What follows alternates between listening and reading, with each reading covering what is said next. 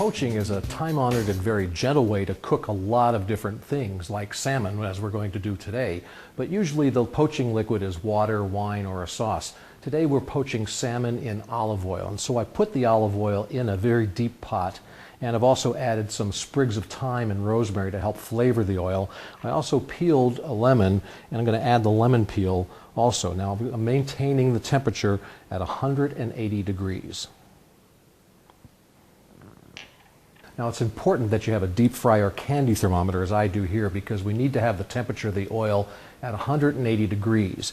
And as I add the salmon, the temperature is going to drop, and so I'm going to have to increase the heat a little bit until it comes back to 180, then lower the heat to maintain it for 180, and cook it for about 12 minutes until the salmon is opaque on top. Okay, the fish is beautifully done, it's opaque and it flakes beautifully, so I'm going to remove it to a plate with some paper towels to let it drain, and then I will get ready to garnish it with some herbs. I want to suggest that you serve this with a nice crisp and chilled white wine, something like Pinot Grigio. I'll put this on the plate and we'll garnish it with a fresh lemon wedge and some fresh herbs.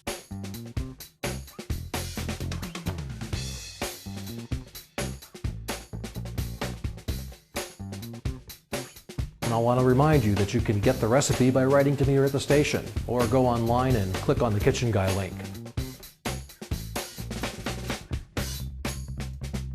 I'm Chef Jim. Thanks so much for watching Kitchen Guy, the tastiest 2 minutes in television. I'll see you next time.